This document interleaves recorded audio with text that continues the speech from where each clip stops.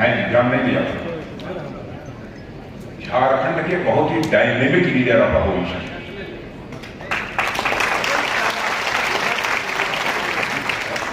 श्री अमर कुमार बावली,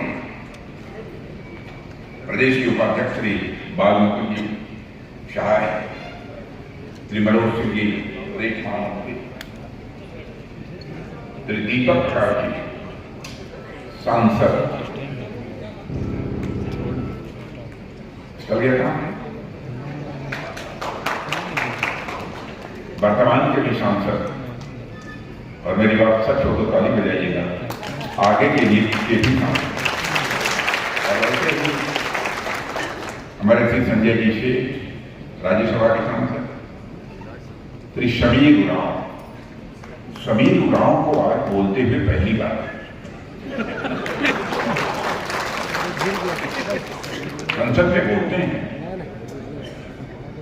लेकिन चूंकि हर समय हमारी उपस्थिति संसद में नहीं रहती, डिप्टी लीडर हूं लोकसभा का, कारण में बहुत गंभीरता पर सुना है।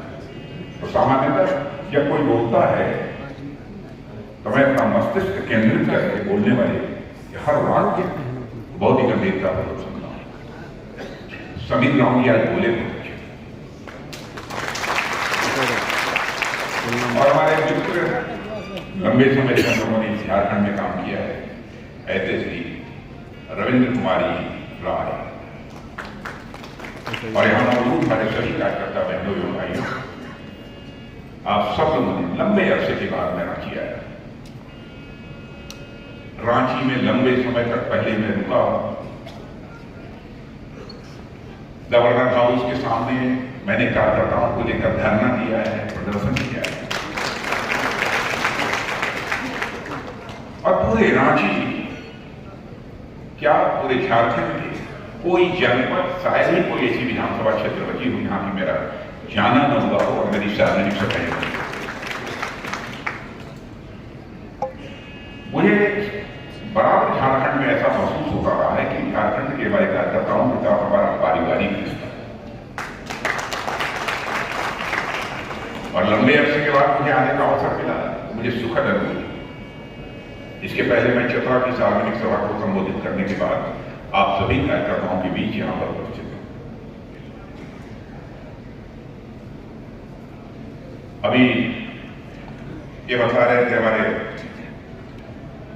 बालमुकुंद जी, मैं भारतीय जनता पार्टी का जिला अध्यक्ष भी रहा हूं, प्रदेश अध्यक्ष भी रहा हूं, राष्ट्रीय महामंत्री भी रहा हूं, और 2 बार पार्टी का राष्ट्रीय अध्यक्ष भी।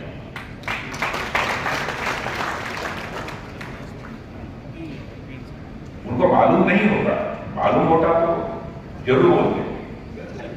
मैं युवा मोर्चे का भी जिला अध्यक्ष रहा, युवा मोर्चे का भी मैं प्रदेश अध्यक्ष रहा हूं, युवा मोर्चे का मैं राष्ट्रीय अध्यक्ष भी रहा हूं, और युवा मोर्चे का राष्ट्रीय महामंत्री। कार्यकर्ता बहनों भाइयों, आप ही की तरह यहां आप बैठे, वर्षों तक मैं बैठे। भारतीय जनता पार्टी ही हिंदुस्तान की इकलौती पार्टी है, क्योंकि धरातल पर काम करने वाले, गांव में काम करने वाले कार्यकर्ता को 2 बार पार्टी का राष्ट्रीय अध्यक्ष बना। मैं देखता हूं कि कभी कभी कार्यकर्ता को टिकट नहीं मिलता है तो बहुत निराश होते हैं, क्या होगा, हमारा भविष्य समाप्त हो गया। मैं कार्यकर्ताओं से कहना चाहता हूं कि केवल कार्यकर्ता नहीं, मानव मात्र के बारे में मेरी जो यह धारणा है, मांगने से कुछ भी प्राप्त नहीं होगा।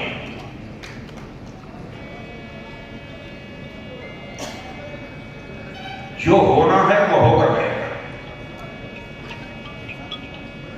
गीता में भगवान कृष्ण ने कहा है, कर्मणे वाधिकारेषु मा फलेषु कदाचन। ऐसे ही नहीं कहा, तो परमात्मा का कथन है। और हम सभी कार्यकर्ताओं को अपने चित्त में यह बात कहनी चाहिए। परमात्मा ने यह कोई छोटा अवसर हमको नहीं दिया है, चाहे मंडल अध्यक्ष के रूप में, चाहे बूथ अध्यक्ष के रूप में, अथवा जिला अध्यक्ष के रूप में। भारतीय जनता पार्टी जैसी एक राजनीतिक पार्टी के कार्यकर्ता के रूप में हमको काम करने का अवसर प्राप्त हुआ है।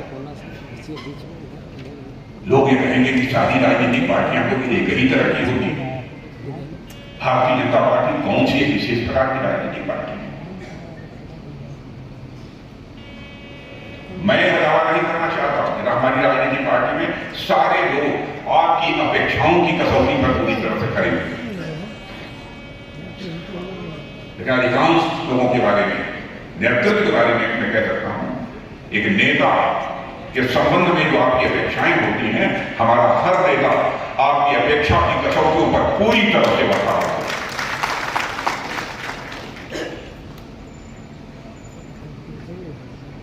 और अकेली पार्टी इस हिंदुस्तान की है जिसकी एक अपनी विचारधारा है, जिसकी आइडियोलॉजी है। किसी राजनीतिक पार्टी की अपनी कोई विचारधारा नहीं है। साम्यवादी ये कहते हैं कि हमारी विचारधारा है, हमारी आइडियोलॉजी है, हमारा पॉलिटिकल थॉट है, लेकिन साम्यवादी विचारधारा की प्रासंगिकता पूरी तरह से भारत की राजनीति से क्या दुनिया की राजनीति से समाप्त हो चुकी है।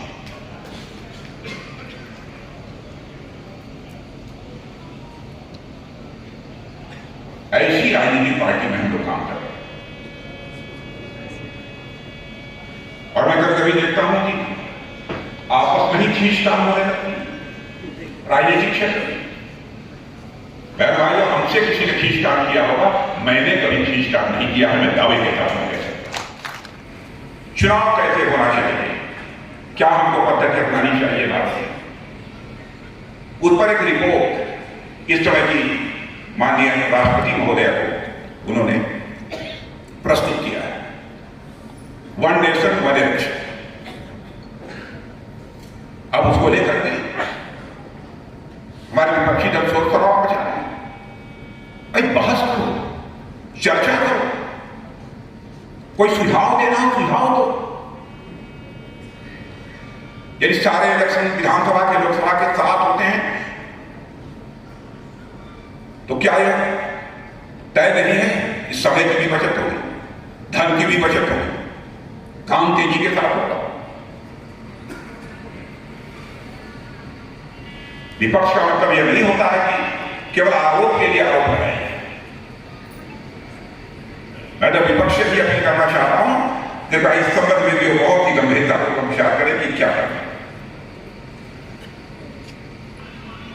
अब केंद्र में मैं यहां जाता हूं, यहां के झारखंड को नक्सलवाद से कितना पूरी तरह प्रभावित 2014 में भारत का गृहमंत्री मैंने भाइयों में दावे के साथ कह सकता हूं, उसके बाद नक्सलवाद जो कम होना प्रारंभ हुआ, काफी हद तक नक्सलवाद अब झारखंड से समाप्त हो चुका है। हमारे सरकार के काम काज का भी असर उनके ऊपर भी होगा, इसके प्रति मैं पूरी तरह से आश्वस्त हूं। वैसे हैं कुछ लोग कहते हैं एक आइडियोलॉजी विचारधारा को लेकर हम चल रहे हैं, लेकिन ऐसे लोगों की दाल नहीं कर देते। मैं पूरी तरह से आश्वस्त हूं। झारखंड के बारे में एक बात और मैं कहना चाहता हूं। मुझे लगता है कि आपने को बधाई दी। झारखंड हिंदुस्तान का अकेला राज्य है जहां का एक मुख्यमंत्री 2 दिन के लिए गायब हो गया था। वो कहा क्या था? मुख्यमंत्री जी गए कहां? गवर्नमेंट की एजेंसियां को बात नहीं थी, लेकिन उनका पता नहीं था। फिर प्रकट हुए, लेकिन आपके पूर्व मुख्यमंत्री मिल गए आप सबको, इसलिए आप सबको बधाई, समस्त झारखंड वासियों को बधाई। अब आजकल जेल के भीतर है,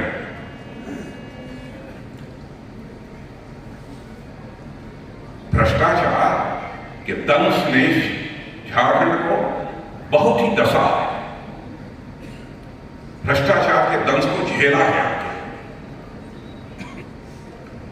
और भ्रष्टाचार को भी मैं नहीं कहता हूं कि हम पूरी तरह से रूट आउट कर देंगे, पूरी तरह से समाप्त कर देंगे, ऐसा हमको दावा नहीं करना चाहता, कोई नहीं कर सकता। लेकिन भ्रष्टाचार को कम करने में हम लोगों ने काफी हद तक कामयाबी हासिल की है। और और भ्रष्टाचार को कम करने में हम कामयाब होंगे जब तक मनुष्य की प्रकृति में परिवर्तन नहीं आए, सिस्टम में जब तक बदलाव नहीं आएगा तब तक भ्रष्टाचार को पूरी तरह से रूट आउट नहीं किया जा सकता। मैं याद दिलाना चाहता हूं, राजीव गांधी जी ने एक बार प्रधानमंत्री थे। मैं आलोचना नहीं करता किसी प्रधानमंत्री की, हमारी कुछ एक अलग शैली, क्योंकि मैं मानता हूं प्रधानमंत्री होता है, प्रधानमंत्री व्यक्ति नहीं होता है, संस्था होता है, इंडिविजुअल नहीं है, इंस्टीट्यूशन है। इसलिए मैं उसकी सीधे आलोचना कभी नहीं करता। लेकिन राजीव गांधी जी ने एक बार मजबूरी जाहिर की थी, कहा था क्या करें, हम ऊपर से 100 पैसा भेजते हैं लेकिन बाप मुश्किल नीचे 14 पैसा लोगों की जेबों में पहुंच पाता है। अब देखिए, हमारे प्रधानमंत्री मोदी जी ने चुनौती को स्वीकार कर लिया और जनधन आधार मोबाइल की ऐसी त्रिमूर्ति तैयार करने उन्होंने ऐसी ट्रिनिटी बना दी। क्या दिल्ली के बैंक से 100 पैसा निकलता है तो 100 का 100 पैसा आपकी जेब में पहुंचता है। तो भ्रष्टाचार भाषण देकर समाप्त नहीं किया जाए, भ्रष्टाचार को भी समाप्त करना है तो सिस्टम में बदलाव लाना पड़ेगा, व्यवस्था में बदलाव। यह आवश्यक। मेरे बहने भाइयों, आपको गौरव की अनुभूति होनी चाहिए कि हमारा भारत कमजोर भारत नहीं है, हमारा भारत अब दुनिया का ताकतवर देश बन गया है। मुझे याद है 2014 में रक्षा मामलों में हम लोग जो सामान यहां बनाते थे, थोड़ा 900 करोड़ रुपए का एक्सपोर्ट करते थे, यानी दुनिया के दूसरे देशों को बेचते थे, छोटे छोटे देश। और आज आपको जानकर खुशी होगी, हमारा एक्सपोर्ट 20,000 करोड़ रुपए से ज्यादा का हो। टैंक, तोप, बारूद, एमिनिशन, मिसाइल, गोले भारत में बन रहे हैं और भारतवासियों के हाथों से। रक्षा मामले में भी भारत तेजी के साथ आत्मनिर्भर है। अभी भी एक देश को हम लोगों ने बेचारे तक खुलकर नहीं बोल सकते। यह हम लोगों के लिए बहुत ही गौरव की बात है। अब हम लोग की हैसियत हो गई है कि अब ऐसा नहीं क्या जब चाहे तब को यहां दिखा दे, ऐसा नहीं है। भारत एक ताकतवर देश है, जो दिखाएगा हाँ अब आगे नहीं कहूंगा, झारखंड वाले से सकते हैं तो हाँ भारत माता की। संजय जी ने जोरदार लगवाया, दोनों हाथ उठाकर और एक बार फिर से, भारत माता की वंदे, जय श्री राम, जय श्री राम। धरती आबा बिरसा मुंडा जी के इस पावन भूमि पर जनजातीय गौरव के प्रतिष्ठित इस बिरसा आबा धरती मुंडा के पवित्र भूमि को नमन करते हुए आदरणीय देश के यशस्वी रक्षा मंत्री, आज देश का पराक्रम जिस तरह से पूरे विश्व के अंदर स्थापित हुआ है, आप सब लोगों ने अभी देखा होगा, सुना होगा। अमेरिका से एक जनरल प्रकाशित होता है, उसने ये दावा किया है कि रसिया ने यूक्रेन पर न्यूक्लियर अटैक का मन बना लिया था। बाइडेन जी ने, अमेरिका के राष्ट्रपति जी ने फोन उठाया और देश के प्रधानमंत्री नरेंद्र भाई मोदी जी को लगाया और कहा कि आप इंटरवेन कीजिए, नहीं तो फिर यह दुनिया एक न्यूक्लियर वार अटैक देखेगा। ऐसे देश के सामर्थ्य का प्रदर्शन जो आपके कारण पूरे विश्व में हुआ है, इस सामर्थ्यवान देश के सामर्थ्यवान रक्षा मंत्री, पराक्रमी रक्षा मंत्री श्रीमान राजनाथ सिंह जी का जोरदार ताली से अभिनंदन करना चाहता हूँ, आपका स्वागत करना चाहता हूँ। मंच पर बैठे हुए अपने राज्यसभा के सांसद और निवर्तमान अध्यक्ष श्रीमान दीपक प्रकाश जी, आदरणीय डॉक्टर रविंद्र राय जी, आदरणीय मनोज जी, इस रांची लोकसभा से वापस जिनके हाथों में कमल दे करके आदरणीय प्रधानमंत्री जी के 370 के उस लक्ष्य को पूरा करने के लिए आप यहाँ से भेजने वाले हैं। रांची के यशस्वी अपने सांसद श्रीमान संजय सेठी जी लोहरदगा से अपने युवा सांसद बनकर के जाएंगे। वे राष्ट्रीय अनुसूचित जाति मोर्चा के अध्यक्ष भी हैं श्रीमान समीर उरांव जी। इस क्लस्टर के प्रभारी और पार्टी के प्रदेश के उपाध्यक्ष श्रीमान भावनपुर जी, यहाँ उपस्थित अपने विधायक गार्जियन स्वरूप श्रीमान सीपी सिंह जी, श्रीमान कोचे मुंडा जी, पूर्व विधायक प्रधान जी, गंगोत्री जी, दिनेश उरांव जी, अपने सांसद श्रीमान सुदर्शन भगत जी, श्री शंकर उरांव जी और यहाँ उपस्थित रांची, खूंटी और लोहरदगा के कार्यकर्ता बंधुओं, आप सबको मेरा अभिनंदन, नमस्कार, प्रभार। आप सबको मालूम है 14 कमल के बटन खिलाने हैं, दबाने हैं और 14 कमल हम लोगों को यहाँ से दे करके प्रधानमंत्री जी को फिर से 400 के पार के लक्ष्य को पूरा करना है। इसी भूमि से प्रधानमंत्री जी ने विकसित भारत के संकल्प की प्रेरणा ली।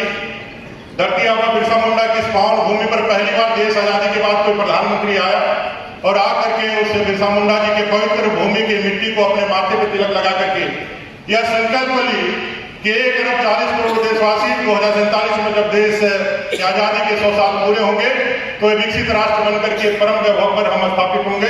ऐसा संकल्प लेकर के उन्हें यात्रा चालू की।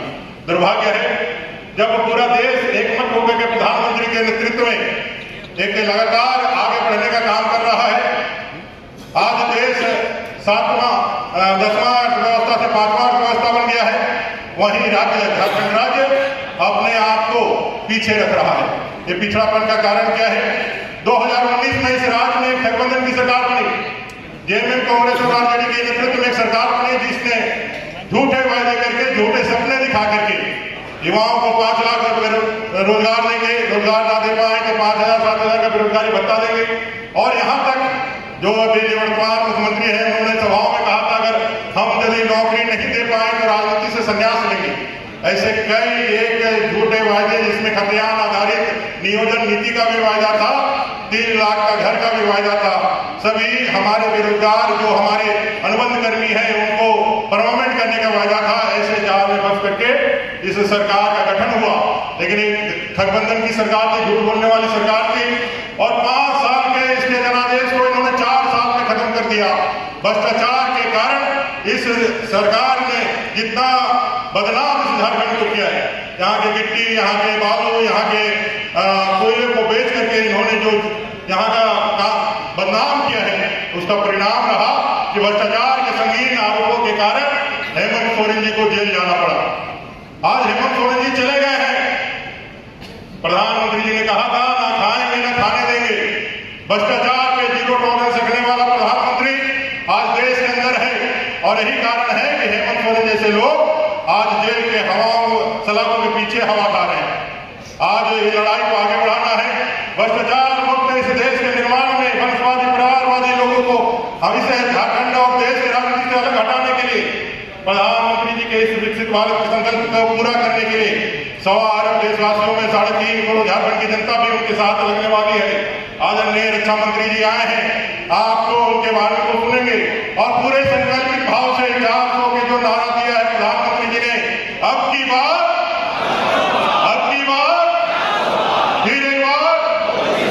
फिर एक बार मोदी जी की सरकार बनाने के लिए और 400 के आंकड़े को पार करने के लिए इस क्लस्टर के तीनों लोकसभा की सीटें बड़े मार्जिन से जीत करके आदरणीय राजनाथ सिंह जी को, अपने रक्षा मंत्री जी को हम आश्वस्त करके भेजेंगे कि जब भी ईवीएम का बटन सजेगा एक वोट कमल के खिला करके हम यहाँ से अपने तीनों प्रत्याशियों को जिता करके 14 लोकसभा जीतने का संकल्प है, उसमें 3 लोकसभा अपने कार्यकर्ता यहाँ से भेजने का हम लोग वचन देंगे।